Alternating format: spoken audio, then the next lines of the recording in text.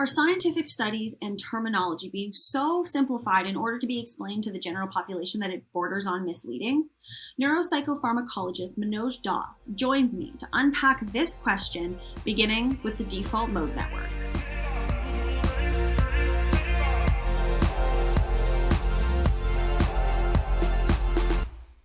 Hi everyone, I'm Nicole Hodges for the Dales Report, joined by Manoj Doss, cognitive neuropsychopharmacologist. Nailed it. I've been working on that title all day, so I said it effectively. Thanks for being here. I've read quite a bit of your research and have gone through many of your interviews. I'm really happy to have you here. Let's get into it right away, as you have warned me that you do tend to elaborate. The default mode network. Okay, so it's a popular, mainstream, possibly oversimplified explanation for how psychedelics affect the mind. Can you explain what the default mode network is for those who may not be familiar, and then take us a step further than that and actually highlight what some of the limitations of this explanation are? So yeah, the default mode network is a set of regions that tend to communicate with each other, their activity tends to fluctuate together in sync. Several regions in the brain, or there are several networks in the brain, and they're basically composed of just regions that fluctuate together. So the default mode network is one of many of them. And along with some other networks, such as the salience network and the frontal parietal network, these are all networks composed of regions that are multimodal, so they're not just strictly a visual areas or strictly auditory areas, but they're composed of these kind of what people refer to as association cortices, where there's kind of integration of multiple senses. So the default mode network is one of many networks composed of higher order association regions, and it's involved in things such as episodic memory. Obviously, what people will really refer to is the idea of the self, so self-referential processing, but it's also involved in the opposite of self-referential processing, such as theory of mind, so trying to think about what other people are thinking about. And so some people refer to, in general, just it's maybe involved in kind of internal models of the world. And so it's kind of odd that people have really focused on the default mode network as being just strictly self-referential processing. But the reason this has become such a big, kind of a big aspect of it, at least in the psychedelic world, is because certain people in the psychedelic science are essentially Freudian psychologists. Yes, I do mean actual Freud. And that they think they need basically an ego to exist in the brain. And so because of this, the default mode network kind of fits that, even though, as I mentioned, it's involved in the opposite of self-referential processing. It's also thought to be a very social, relevant network. And so I think, one limitation to this interpretation of the default mode network being particularly important to psychedelic drug action is what I just mentioned, that it's involved in the opposite of the self. But that's not strictly a problem. The main problem that I find with it is that there are larger effects found outside of the default mode network. And so what some people will say is that, okay, maybe the psychedelics especially affect these higher level networks, such as the frontal parietal network and the salience network as well. And they'll kind of just group the default mode network into those other networks as well. But that's not even true either. There's actually situations, certain papers, in which you'll get even larger effects in visual areas or somatosensory areas compared to the default mode network, in which case, no, you're also getting large effects in areas outside of these higher level association cortices.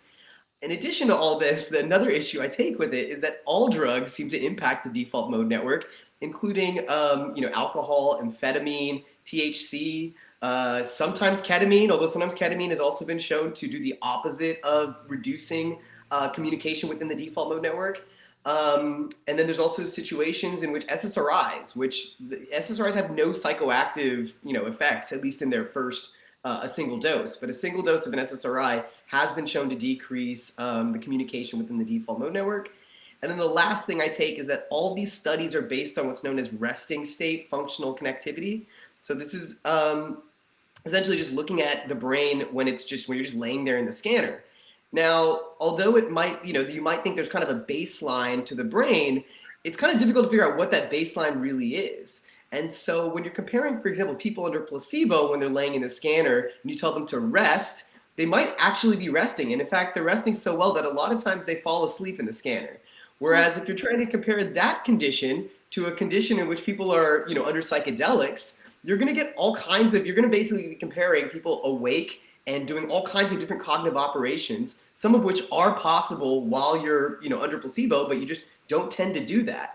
And so it's a really weird comparison looking at, what happens when you're under a psychedelic and you're, paranoid, thinking about what the researcher wants out of you, when you're listening to the weird scanner sounds, and comparing that to a condition when you're essentially asleep. Instead, what we really need, I think, are kind of task-based fMRI. So this is really trying to constrain what interpretations you can make about the brain by looking at people's behavior simultaneously with the actual brain activity. So for someone such as yourself, is it frustrating or encouraging that like psychedelics have gone mainstream in a sense? Because what you're saying is so complex, and it's layer upon layer of information and new discovery, and distilling that down into a way that the general population can understand in order to potentially adopt some of the psychedelics that then we know are having such a positive effect on mental health as a whole.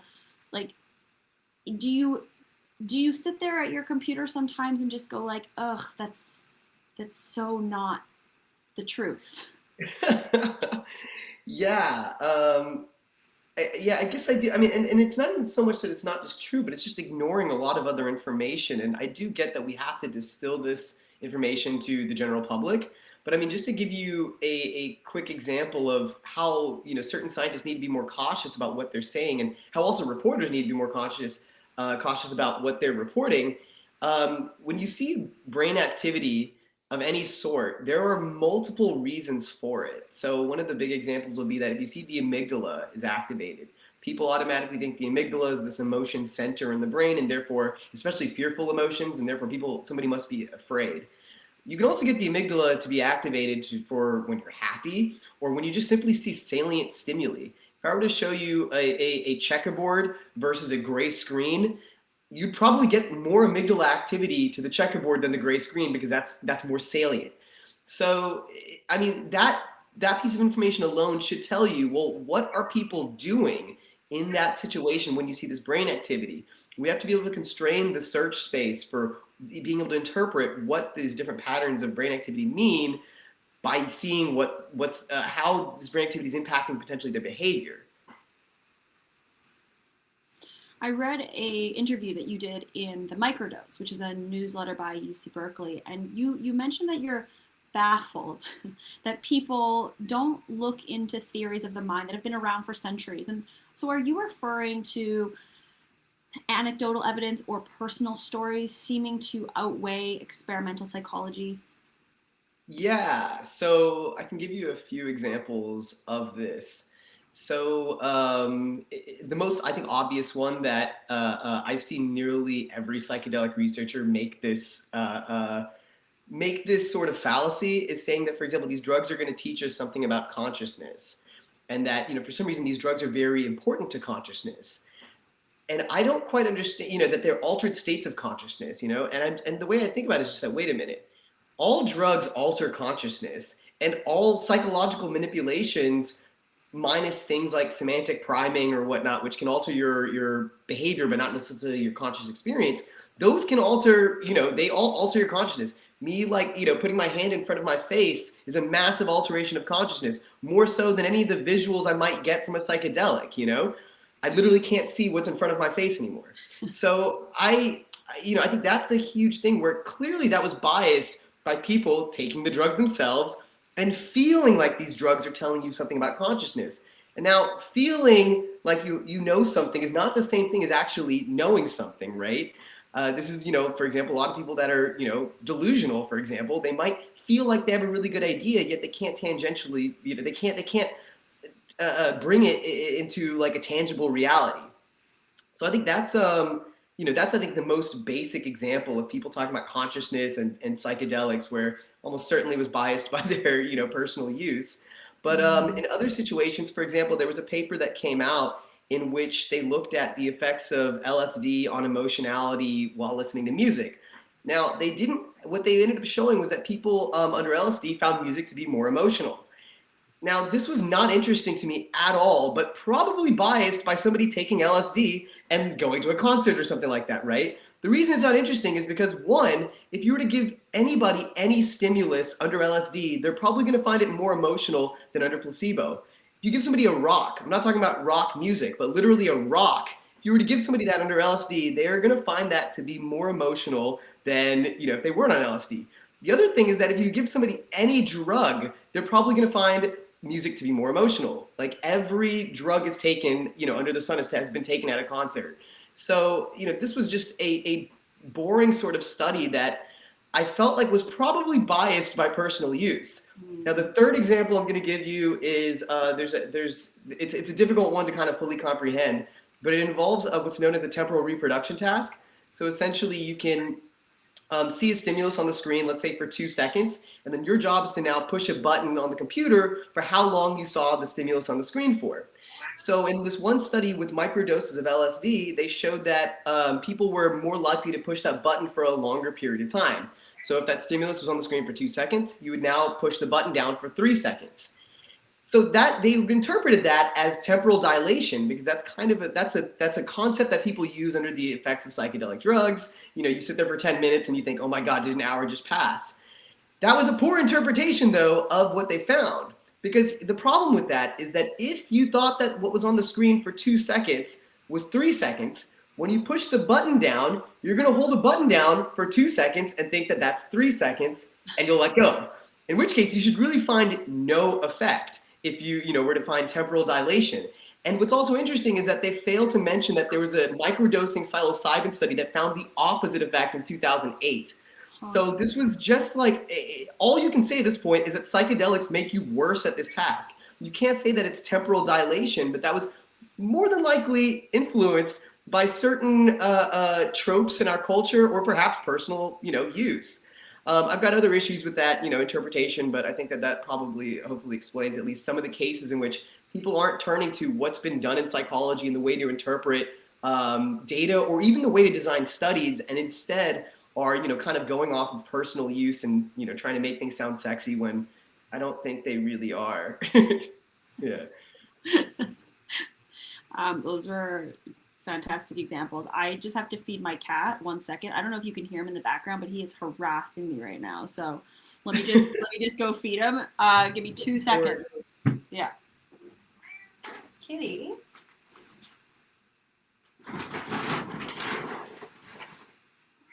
Yeah, there you go. All right. I know what that's like. Yeah, I just had my cat just passed away this year, and I just got him tattooed to the back of my leg. No way. Yeah. What was their name, and what kind of kitty? His name was Baru, and he was just a tuxedo cat, but he was really cool. We would go on walks. So the reason I actually tattooed him to the back of my leg was because we used to go on walks, and he'd follow me, no leash, nothing, and like he kind of became known in the area for being the people that would go on walks. That's awesome. Rest in peace. It's hard to lose a pet. Yeah. Yeah. Okay. Where should I pick back up? Oh, okay. I got it. Okay, let's talk about the study that you authored. So psilocybin therapy increases cognitive and neuroflexibility in patients with major depressive disorder.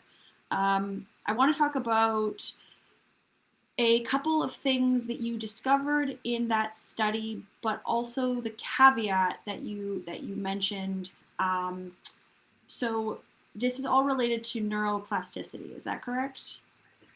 There's an inference that it's related to neuroplasticity, but Gotcha. it doesn't necessarily have to be. Doesn't have to be. Okay, let's talk about that study.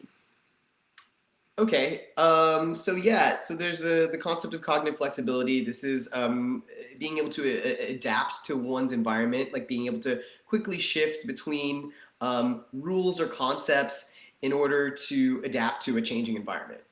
And so there's also this idea of neural flexibility, which is essentially, variability in the brain's activity. And so for a while, people sort of thought that more noise in the brain was a bad thing. So, having too much variation could be a bad thing. And it is, and it might be. For example, if you're trying to pay attention, it's probably not good to have constantly back and forth patterns of activity. But there are situations in which it is adaptive to be kind of searching through all the possible states that your brain can go into in order to adapt to an environment. And this is where neural flexibility has been linked to some degree to cognitive flexibility. And so what we found was that 1 week after the second dose of psilocybin in patients with major depressive disorder, keep in mind this is a moderately high dose and then a really high dose. So 1 week after that really high dose, that patients with major depressive disorder, we found that their brains became more flexible, that there was more neural flexibility, more variability in terms of how the brain was communicating within itself, as well as greater cognitive flexibility. And so what was interesting, however, was that the relationship between those two, it wasn't really a one-to-one mapping. That is, it's not that those that got greater increases in neural flexibility had greater increases in cognitive flexibility, but rather it was the opposite. That is, if you had greater neural flexibility by the end of your second dose of psilocybin, you actually had the least benefits in cognitive flexibility.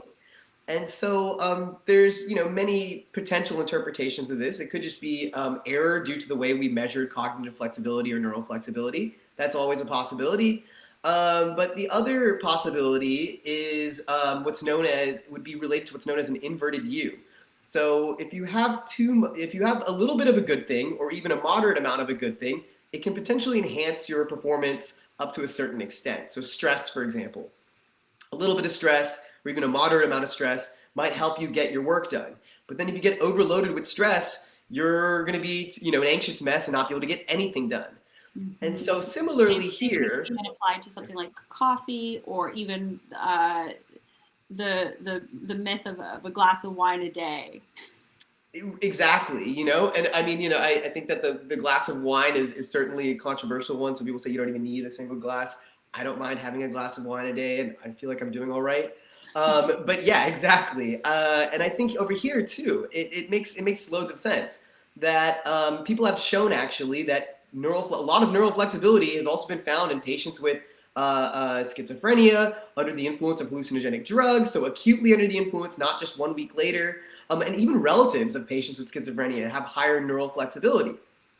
And so I think over here what we basically showed was that, okay, although most people did improve their cognitive flexibility, that perhaps we were a little bit past the most beneficial range of neural flexibility to see the maximum benefit of cognitive flexibility. That's not to say that this was necessarily a bad thing. It didn't make their cognitive flexibility worse, at least for most people.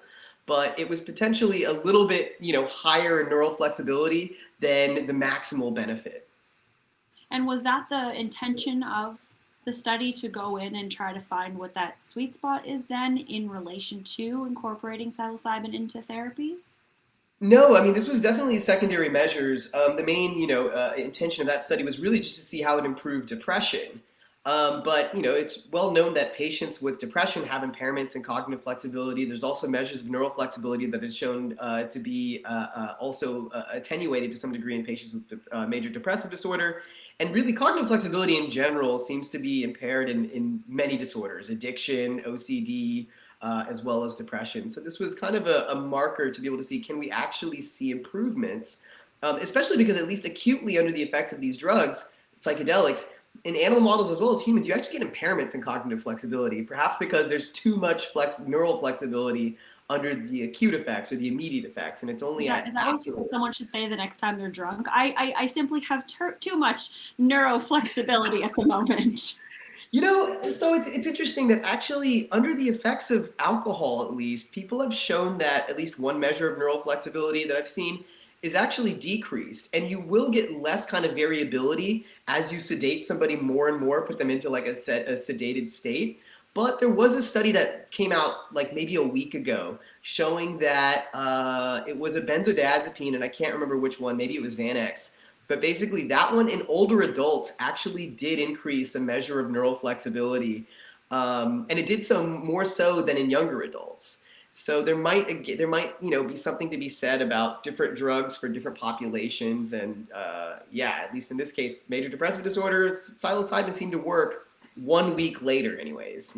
Interesting. Yeah, and so this is part of it, right? There's so much information coming out, and I don't even want to call it new information because that wouldn't necessarily be accurate. There's just a lot of information, and we have a lot of investors that come to the Dales report, and they kind of look to us to say, or to at least be able to predict where the industry is going. With the information that you have in your unique vantage point, where is the future of the industry headed based on what you know today? So I think that, well, there's a lot of directions, and I could be completely wrong on this. So I think right now a lot of people are trying to, for example, make patents on psilocybin and psilocybin production. And I think psilocybin is just one drug. There are 500 plus psychedelics out there, and I highly doubt that Mother Nature got it correct for the best one to, treat whatever disorder in humans. So I think really, what's one thing that's going to happen is looking into other drugs and looking into drugs that are safer or perhaps more beneficial for certain disorders.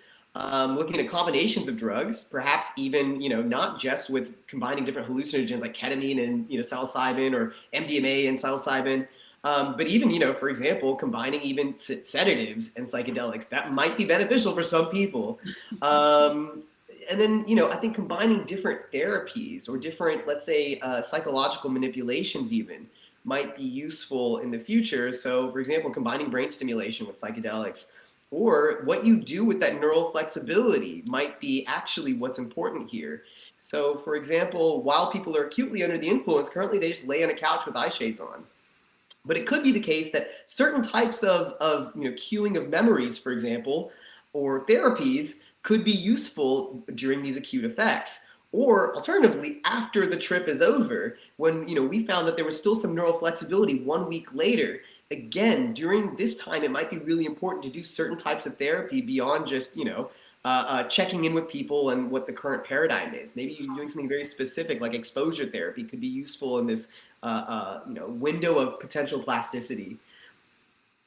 Right. So a Zoom call with your therapist the next day might not necessarily be the best model for enhancing the efficacy of that state. I mean, it might be if it's the right therapy, but it's well, first of all, I think that at least in our studies, they generally come in the day after, but it's not just a Zoom call. But yeah, it's undirected at the moment. It's a lot of checking in, and it's a very it's kind of almost like mom and dad checking in on you rather than having some kind of evidence-based psychotherapy. Right. And at the moment, they're knocking on your door to just be like, okay, how you doing in there? Let's chat about it. Want to chat about it? Maybe better things to do. Maybe even like somatic things, like you said, like more like body-based movement or something like that. Sure. I mean, I think, people talk about all kinds of different therapies, music therapy, dance therapy, etc. I'm not one to know too much about those things and where their evidence lies at the moment. But I think that, combining things like that after or even during psychedelic therapy might be useful. Although I will say during psychedelic therapy, especially in these really high doses, it is important that people don't injure themselves. That's kind of... Yes, no flailing about. Yeah.